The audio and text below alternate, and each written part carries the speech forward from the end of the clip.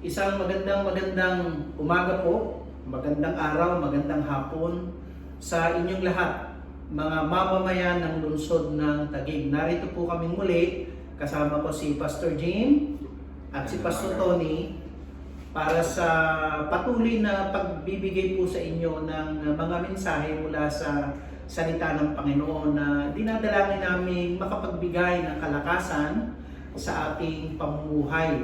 At ganun din, nagsisilbi itong gabay sa atin. At nagpapasalamat po tayo sa ating pong punong lungsod, Mayor Lino Cayetano, na patuloy tayong pinagkakalooban ng pagkakataong makibahagi, no, sa pagpapatatag at pagbibigay kalakasan ng bawat sa atin.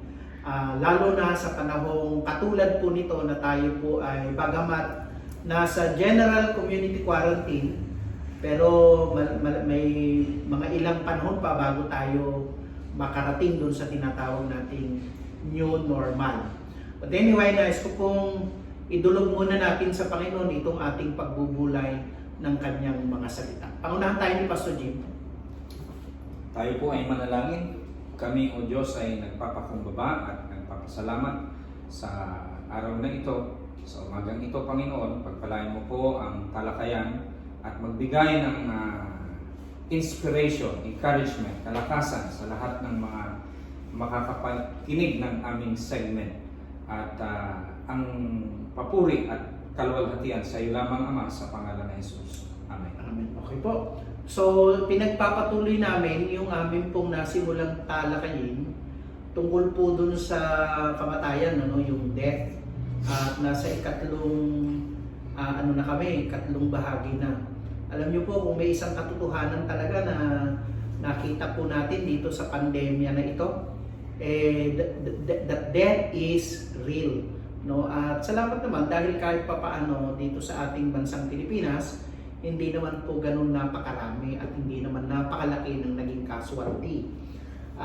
So mapalang tayo na naniniwala tayong iningatan tayong lahat ng Panginoon. Ganun pa man, it does not mean that we have to simply do away with a preparation that we need. Dahil kahit na anong mangyari, dadaanan po natin itong prosesong ito. Isang araw po ay haharapin pa rin natin ang kamatayan dahil may sukat nga po ang ating buhay. So, babasahin sa atin ni Pastor Tony ang ating magiging batayang talakayan, pagbabatayan ng ating talakayan mula doon sa Lucas, Kabanatang 16, Talatang 19 at ang mga sumusunod. Ito po ang kwento mula po sa aklat ng Lucas. Ang mayaman at si Lazaro. May isang mayaman laging nagdaramit ng mamahalin, sagana-sagana sa pagkain araw-araw. May isa namang pulubing, nagngangalang Lazaro, natadtad ng sugat sa katawan at nakaiga sa may pintuan ng mayaman. Sa hangad na matapunan man lamang ng mga mumong nahuhulog mula sa bag ng mayaman. At doon ay nilapitan siya ng mga aso at dinidilaan ng kanyang mga sugat. Namatay ang pulubi at siya'y dinala ng mga anghel sa piling ni Abraham sa langit bilang isang parangal. Namatay rin ang mayaman at inilibing. Sa gitna ng kanyang pagdurusa, sa daigdig ng mga patay, natanaw ng mayaman si Lazaro sa piling ni Abraham. Kaya't sumigaw siya, "Amang Abraham, maawa po kayo sa akin. Utusan po ninyo si Lazaro na isausaw sa tubig ang dulo ng kanyang daliri at basain ang aking dila dahil ako'y naghihirap sa apoy na ito." Ngunit sumagot si Abraham, "Anak, alalahanin mo nagpasaka ka sa buhay nung ikaw ay nasa lupa. At si Lazaro naman ay nagtiis ng kahirapan. Subalit ngayon ay maligaya siya rito samantalang ikaw naman ay nagdurusa riyan. Bukod dito may malaking bangin sa pagitan natin, kaya't ang mga naririto ay hindi makakapunta diyan at ang mga naririyan ay hindi makakapunta rito." Ngunit sinabi ng mayaman, "Kung gayon po, Amang Abraham, pinakikiusap ko pong papuntahin man lamang ninyo si Lazaro sa bahay ng aking ama. Sa aking 5 kapatid na lalaki, suguin po ninyo siya upang sila'y bigyan babala, upang di sila humantong sa dakong ito ng pagdurusa." Ngunit sinabi sa kanya ni Abraham, "Nasa kanila ang mga sinulat ni Moses at ng mga propeta, Iyon ang kanilang sundin. Sumagot ang mayaman, hindi po sapat ang mga iyon. Kung magpakita sa kanila ang isang patay na muling nabuhay, magsisisi sila at tatalikuran ng kanilang mga kasalanan. Sinabi naman sa kanya ni Abraham, kung ayaw nilang sundin ang mga sinulat ni Moses o ng mga propeta, hindi rin nila paniniwalaan kahit ang isang patay ay muling nabuhay.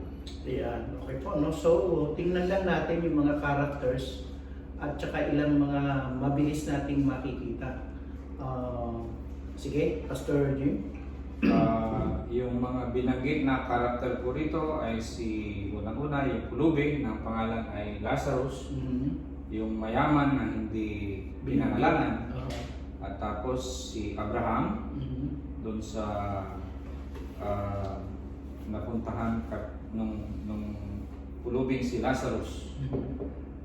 Binanggit din yung mga concern ng mayaman, yung kanyang mga kapatid. So may mga kapatid siya, no? Oo. Ilan ba yung kapatid? 4? 5. 5 pa, may 5 pa siyang mga kapatid. Isa pang mapapansin din natin dito, no?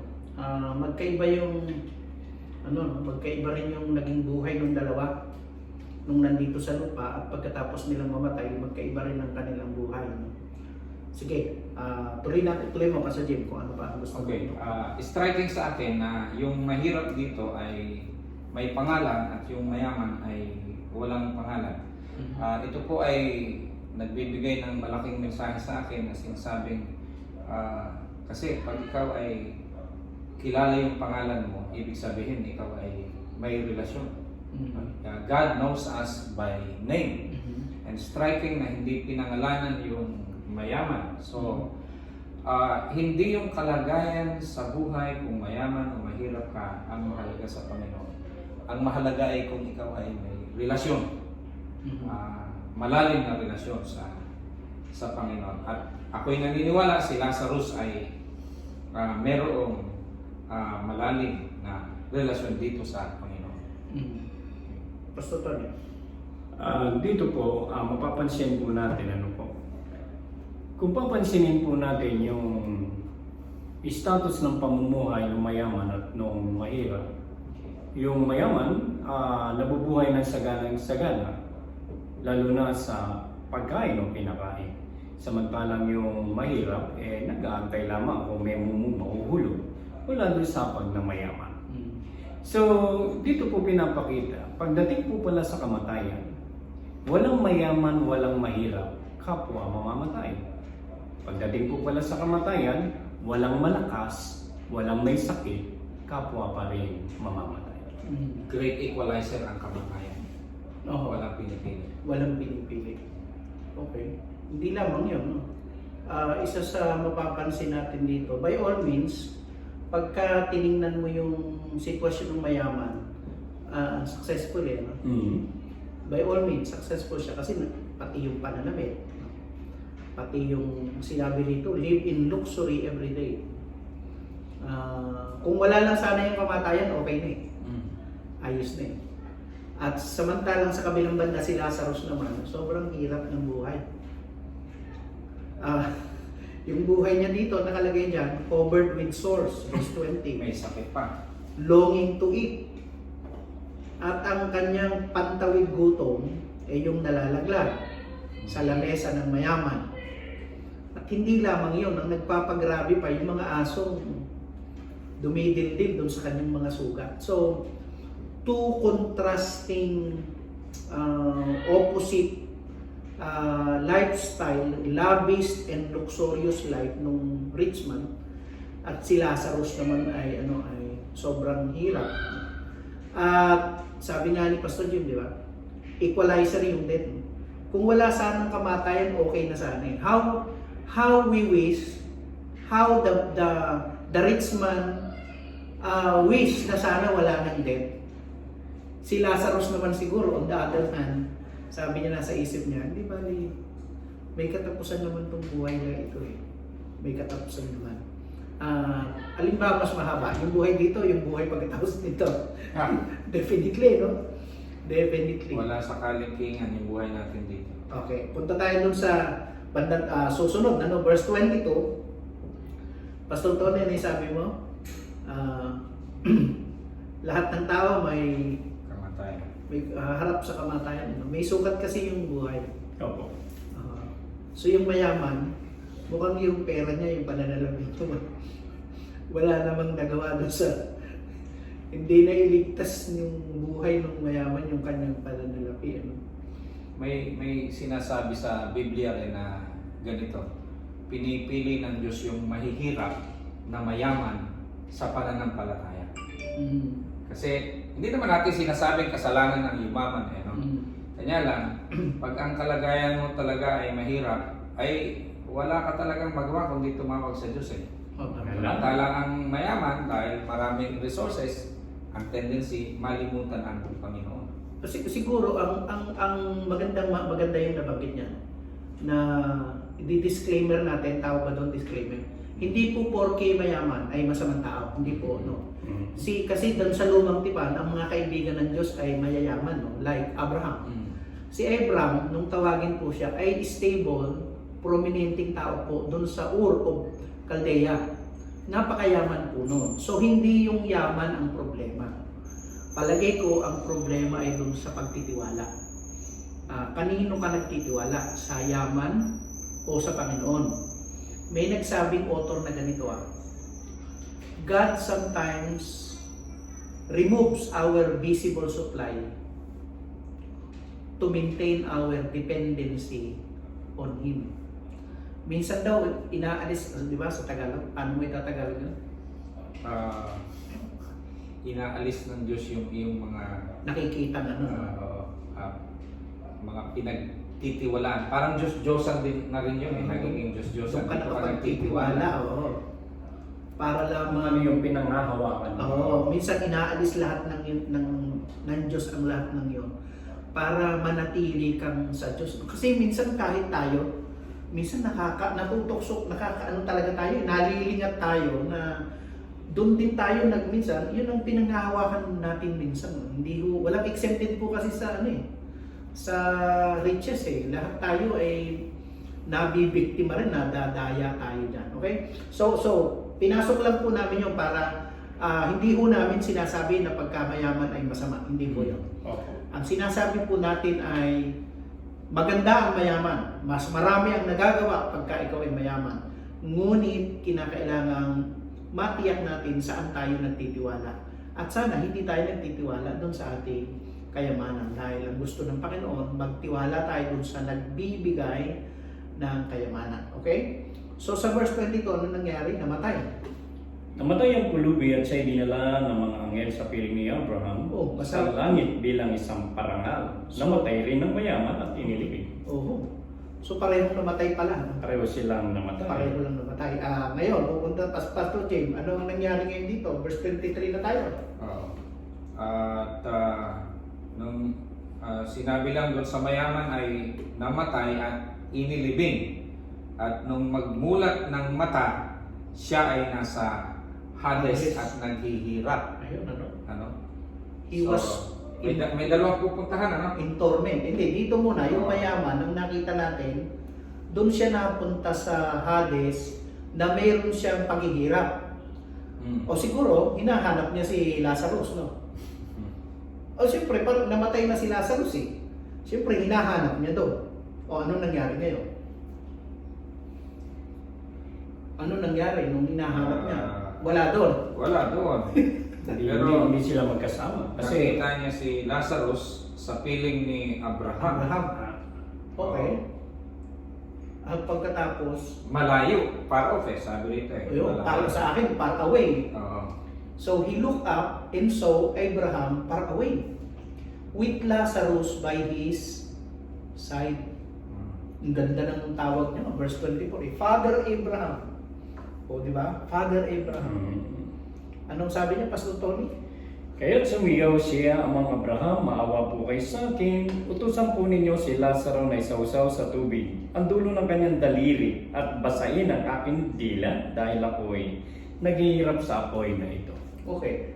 Pwede ba nating buuin yung larawan doon sa Hades sa pamamagitan ng mga talatang yan? Can we deduct? Pag ikaw ay namatay, yung pakiramdam mo ay na andun pa rin. Buhay pa rin, ano? At mas matindi nga palagay ko dahil dito sa ating presenteng kalagayan ay minsan namamanhid yung ating pakiramdam dahil yung mga nerve ending natin. Pero pag ikaw ay namatay dito ay talagang in torment na nararanasan ng mayaman yung sobrang paghihirap. Oho. So dito, yung Hades pala, so yung Hades ay lugar ng paghihirap. Hindi ito yung so ito ay isang lugar na hindi ito yung pinupuntahan ng lahat ng tao. Kasi wala dito si Lazarus . So may mga taong napupunta dito. At ano pa ang karakter ng Hades? Ang nakalagay dito kasi, sabi nung mayaman, mahabag ka naman sa akin. Pakiduldol ni Lazarus yung kanyang daliri doon sa tubig para ako ano sabi diyan? Tukol may tang. Ano ba sabi sa Tagalog? Yung verse 24 na yan. Yung kanyang pakisawsaw sa tubig ang dulo ng kanyang daliri at basain ang aking dila. Dahil ako'y naghihirap sa apoy na ito. So yung Hades, lugar ng paghihirap, nararamdaman ni Richman, at saka yun pala ay may apoy doon, Pastor Jim. Hindi, ang striking sa akin yung dila, mapatakan lang ng tubig. Ano Okay. ibig sabihin? Grabing pagkauhaw. Kaya alam nyo, ang uhaw mas matindi kaysa gutom . Oo. Ang gutom lumilipas pa . Pero pag ikaw na uhaw, tuloy-tuloy yan. Kaya dun sa kalagayan ng mayaman dito, napakahirap na kalagayan na nararamdaman niya siguro yung init, pero yung uhaw, ang matinding uhaw. Yung uhaw, hindi yung init masyado. Kaya sabi niya, dila lang, napatak lang konting tubig. Nung namatay sila, mapapansin po natin, meron silang pinagdalhan. Yung mahirap na si Lazaro dinala sa bosom of Abraham na parang lumalarawan sa langit. Although hindi pa po langit yan, kasi nakakapag-usap na . At ito namang si mayaman, dinala doon sa lugar ng pagdurusa. Oo, na kung saan ay may apoy, sabi pero hindi pa po impyerno yan, hindi po, pero hirap na po siya, naghihirap siya. At ngayon, yung nandun sa lugar ni Lazaro at lugar ng mayaman ay hindi pala pwedeng magkapuntahan sila. Kaya nga yung panalangin niya, ang first request ng mayaman, dahil hirap na siya, utusan, nananalangin, nagpe-pray. Ang prayer niya, Amang Abraham, maaari po ba na utusan niyo si Lazaro na isawsaw yung daliri sa tubig at pahiran man lang itong aking labi sapagkat ako hirap na dito. So, nananalangin, kung mapapansin niyo po, Actually, nagmamakaawa na nga . Siguro, tutuklasin natin kung yung bang unang request niya, ano po ba nangyari diyan, Pastor? Sinagot ba na grant kaya? Ano sabi? Hindi posible dahil sabi ni Abraham ay mayroong great gulf, may malaking agwat. At yung naandon, hindi pwedeng magpunta kay Abraham, yung kay Abraham hindi pwedeng magpunta doon. Kaya imposible yung hinihingi ng mayaman. So hindi nasagot. Dagdag ko pa doon sa 25, Well, doon sa nauna, mukhang nakasanayan talaga ng mayaman yung mag-utos . Kaya hanggang dito, inuutosan niya si Amang Abraham. Kasi he thought he can control. Kaso, sabi dito striking yung sinabi ni Abraham. Sabi sa verse 25, Son, remember, in your lifetime you received good things, while Lazarus received bad things. But now he is comforted here and you are in agony. So idagdag ko dun sa lugar ng pinapuntahan yung Hades na napuntahan ng mayaman, lugar para yun ng agony. It's a place of agony. Yung place naman na napuntahan ni Lazarus ay place of comfort. At ang mukhang ang pinagbatayan kung bakit napunta sila doon ay yung buhay dito sa baba, sa lupa. Sabi rito, in your lifetime you receive good things, while Lazarus begin bad things. Now, gusto ko lang pong linawin po yung good things, no? At saka yung bad things. Ibig bang sabihin na dahil natanggap niya na lahat ng mga bagay na dapat niyang matanggap dito sa lupa, ay wala na siyang tatanggapin doon sa langit. Kasi yun na ba yung good things? So dapat ba huwag tayong mag-aspire ng good things? Baka pagdating sa natin sa langit, wala na sa ating matirang good things. At kay Lazarus, natanggap niya ang lahat ng bad things. No? Mas madali-daling kwentahin yung kay Lazarus eh. Hindi siya nakatikim ng magandang pag-aaruga o pagtrato. No? Samantalang itong mayaman, lahat ng magagandang trato ibinigay na sa kanya habang nandito siya. May problema ngayon itong mayaman. Kasi paano naman niya trinato ang Diyos?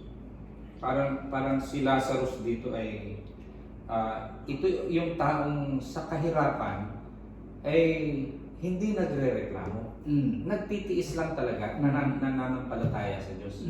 Marami ngayon sa panahon natin ng pandemic talagang bibigyan pa nga ng ayuda ng gobyerno pero reklamo pa rin. Ano? Yun ang ano eh. And then, so yung first request, Pastor Tony, sabi ni Pastor Jim, mayroon kasing pagitan na malaking na lambak. So yung nandito, hindi pwedeng pumunta dyan, at yung nandyan, hindi pwedeng pumunta rito. Mga kapatid, isang katotohanan po ang tinuturo dito na hindi po pwede ang mag-transfer pag nandun na. Walang transfer of place. Hindi pwede pag nandun ka na magre-request ka, pwede mag-dyan ako. Hindi pwede kasi mayroong pagitan. At si Abraham, pinakita na ko sa atin dito sa talata. No? Sige, Pastor Tony. Kaya po kung gusto niyong pumunta o makarating sa Japan, siguraduhin niyo po ang ticket na bibili niyo ay papuntang Japan. Yun po yung malinaw dyan eh. Kaya kung gusto natin marating dito kung pipiliin yung mapunta doon sa panig ni Abraham, pwede po natin malaman yan sa pamagitan na rin ng salita ng ating Panginoon. Okay, so maganda yun, no? So, kumuha siya ng second request. Oo. Ang pangalawang request ay amazing na kahit naandun na yung mayaman sa lugar na naghihirap siya, ay naandun pa rin yung kanyang concern sa kanyang mga kapatid. Ano? Ang request ay pwede bang pabalikin si Lazarus at sabihan yung mga kapatid niya na balaan iwasan itong lugar na ito. Talagang bossing na bossing. Hindi, tsaka pinapakita doon kung ano siya, yun din yung mga kapatid niya. Pare-pareho sila. Kaya nangangamba siya na dito rin babagsak itong mga kapatid ko. Mukhang may takot siya. Kasi ngayon nga sa tatanungin ko sa inyo bakit siya nagmamakaawa na ipadala si Lazarus sa pamilya niya? Kasi meron pa siyang 5 kapatid. At sila ay bigyan ng babala, baka dito sila mapunta. Ano ang problema doon? May problema, mukhang may problema nga. Okay. Pero ang kagandahan sa mayaman, concern siya sa kapatid niya. Oo, tama. Hindi yung damay-damay na tayo ito. Hindi naghahanap ng damay. Ano? Oo, tama. So ano ang nangyari? Ano ang sagot ni Abraham niya? Nasa kanila mga sinulat ni Moses o ng mga propeta, iyon ang kanilang sundin. Sumagot ang mayaman, hindi po sapat ang mga iyon. Ngunit kung magpapakita sa kanila ang isang patay na muling nabuhay, magsisisi sila, tatalikuran nila ang kanilang mga kasalanan. At sinabi naman sa kanya ni Abraham, kung ayaw nila sundin ang mga sinulat ni Moses o ng mga propeta, hindi rin nila paniniwalaan kahit ang isang patay ay muling mabuhay. So yung himala pala ay yung mabuhay ang patay at makita mo, hindi pala sapat yun para mapagbago ang isang tao, kundi yung salita ng Salita pa rin ng Panginoon. yung nakasulat. At yan ang meron po tayo ngayon. Malinaw yun ano sabi. Nangatwiran pa yung nangatwiran pa siya kay Abraham Anong sabing, hindi, nasa kanila na yung pwedeng mabasa tungkol sa mga bagay-bagay na may kaugnayan dito sa langit Kaya niya gustong papuntahin din kasi bibigyan niya ng warning yung mga kapatid na magsisi kayo dahil kung hindi, doon din kayo mapupunta. Nakita ko yung kuya niyo nandoon. Nangatwiran pa siya hindi. baka pagka mayroong nabuhay mula sa mga patay, magsisi sila. Malinaw ho ang sagot, no? So, Tony, doon sa verse 31. Kung ayaw nila sundin ang mga sinulat ni Moses o ng mga propeta, hindi rin nila paniniwalaan kahit ang isang patay na muling nabuhay. Mga kapatid, kahit na ho mabuhay yung mga patay, hindi yun ang magiging dahilan para ang isang tao ay maniwala sa mga bagay-bagay na may kaugnayan sa Diyos. Sapat na po. Kaya ang dahilan kaya iniwan sa atin ng Panginoon ang kanyang banal na kasulatan, sapagkat sa pamamagitan ng pangangaral ng salita na nababasa natin, yun po ang paraan para tayo ay manampalataya sa Diyos. It's not about the dead person coming to life. Hindi po yun. Hindi po yun. Malinaw po yun. Kasi ang signs and wonders creates awe. Nagki-create po yan ng wow effect. At saka yung pagkamangha. Pero it never creates faith. Hindi po ito nag-create ng pananampalataya. Okay po? Pastor Jim, gusto mong... Okay, so maliwanag po sa ating binasang talata na mayroong dalawang lugar na pupuntahan kapag namatay. At sa buhay na ito, hindi sa kabilang buhay huli na ang lahat, kundi sa buhay na ito, ginagawa yung paghahanda. Dito natin pagpapasyahan kung saan tayo pupunta. Kung doon sa lugar ng torment, paghihirap, o sa lugar ng ginhawa, sa piling ng Panginoon, ni Abraham dito. So, at malinaw na ang scripture, ang kasulatan, ay malaking bahagi kung paano po tayo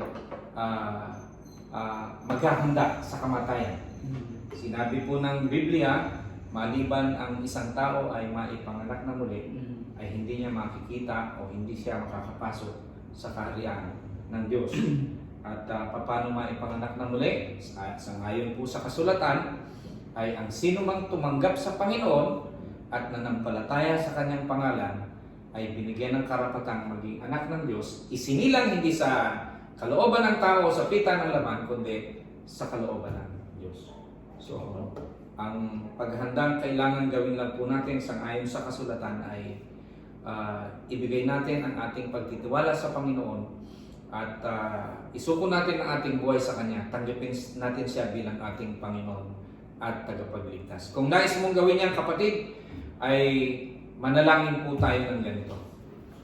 Sabihin natin, Panginoong Jesus, Panginoong Jesus, maraming salamat po. Maraming salamat po. Ikaw ay namatay sa krus. Ikaw ay namatay sa krus. Binayaran mo ang aking kasalanan. Binayaran mo ang aking kasalanan. Ikaw ay nalibing.